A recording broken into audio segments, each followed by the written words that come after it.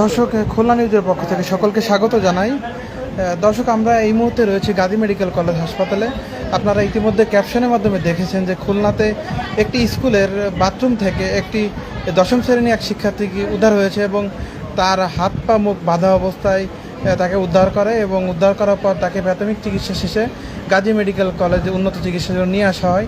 আমরা একটু শোনার চেষ্টা করব কি ঘটেছিল, কি হয়েছিল। তার গায়ে কিন্তু বেশ ক্ষতর চিহ্ন এবং তার উপর বেশ অত্যাচার করা হয়েছে যতটুকু দেখা যাচ্ছে। আমরা একটু ভুক্তভোগীর কাছে শুনবো কি ঘটেছিল, কি হয়েছিল, কি ঘটনা। আপু, একটু কি বলা যাবে আপনার সাথে কি ঘটেছিল এবং আপনি যতটুকু জানেন কিংবা দেখেছেন, যতটুকু মনে আছে একটু আমাদের বলবেন।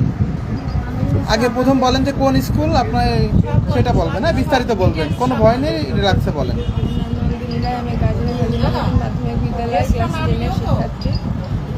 কি হয়েছিল একটু কি হয়েছিল একটু সেটা বলবেন। রবিবারে হচ্ছে আমাদের ক্লাস টেস্ট এক্সাম। এখন ওইখানে এক্সামের জন্য আমি হচ্ছে ক্লাস ছুটি দিয়ে স্কুল ছুটি দেওয়ার পরে আমি স্কুলের বাইরে গেছি। এবার স্যার আমার সাথে কথা বলার জন্য, মানে এই এক্সাম নিয়ে কথা বলার জন্য আমাকে ডাকছেন। আমাদের স্কুলের সহকারী প্রধান শিক্ষক, আপনার স্কুলের সহকারী প্রধান শিক্ষক আমাকে ডাকছেন। এবার আমি তার সাথে কথা বলার পরে আমি হচ্ছে প্রতিদিন ছুটির পরে একটা প্রাইভেট পড়ি স্কুলে। আজকে সেই প্রাইভেটটা ছিল না। তারপরে প্রাইভেট না থাকায় আমি সেই প্রাইভেটটা পড়ার আগেই ওয়াশরুমে যাই রেগুলার। সেভাবে আজকে প্রাইভেট ছিল না, তাই স্যারের সাথে কথা বলে আমি ওয়াশরুমে গেছি। ওয়াশরুমে যে এমনি আমাদের ওয়াশরুমটা পাশে এতটুকুখানি আছে, অল্প একটু জায়গা, ওইখানে আমি যে পা দিচ্ছি প্রথমে, তখন পেছন থেকে কি আমার মাথায় আঘাত করে, পিছন দিয়ে আঘাত করে মাথায়। তারপরে এবার আমি মানে চিল্লাইতে যাবো, তখন আমার চোখ মুখ বন্ধ করে ধরে। তারপর নাকের কাছে একটা স্প্রে করে। তারপরে আমি মানে বুঝতে পারতেছি যে আমাকে কোথাও নিয়ে যাওয়া হচ্ছে। আমার যে হাতে যে ব্লেড দিয়ে কাটাকাটি করা হয়েছে এটা আমি বুঝতে পারছি, কিন্তু আমি মানে তখন তাদের যে মানা করবো বা তাদের হাত ধরে বসবো সেরকম অবস্থা আমার ছিল না, মানে আমার সেন্স ছিল না অতটা। তারপরে অনেকক্ষণ মানে এরকম থাকার পরে ওরকম তারা ওই পাশে যায়, তারা হয়তো নেশা করতেছিল হয়তো বা। আমি এই পাশে এসে দরজা ধাক্কায় অনেকবার চিল্লাপাল্লা করার পরে আমাদের হচ্ছে পুরোনো স্কুলটা ভেঙে নতুন স্কুল তৈরি করা যাচ্ছে।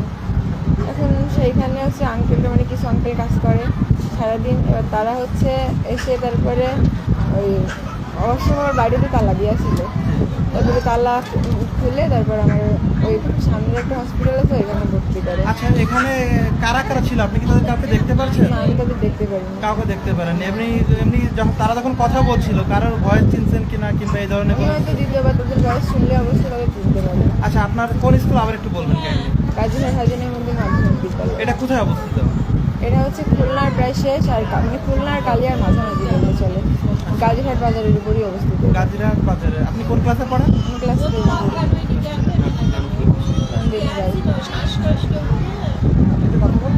আপনি কি জানলেন কিংবা কি শুনলেন? দর্শক, আমরা একটু রুগীর স্বজনের সাথে কথা বলবো। নিরাপত্তার খাতিরে আমরা তার ফেসটা দেখালাম না, আপনি একটু তার এখানে যারা উপস্থিত আছে তাদের কাছে একটু শুনবো যে কী ঘটেছিল এবং তারা এই ঘটনা কী চায়, আমরা একটু সেটা শোনার চেষ্টা করবো। একটু বলবেন, আপনার পরিচয় দেবেন, আপনি কী হন রুগীর? জানেন না, একটু খোলা থাকে না, যতটুকু জানে, যতটুকু শুনেছি। জি, আমি তো খুলনাতেই থাকি। শুনলাম 9টার দিকে যে মেয়ের এই অবস্থা, যে শুনছি যে স্কুলে কারা বাথরুমে আটকায় রাখছিল, তারপরে মিস্ত্রিরা উদ্ধার করে আনছে। এখন এর সুষ্ঠু তদন্ত, সুষ্ঠু বিচার চাই। কারা এরকম করলো, কেন করলো, মেয়েটা তো আজকে শেষ হয়ে যেত।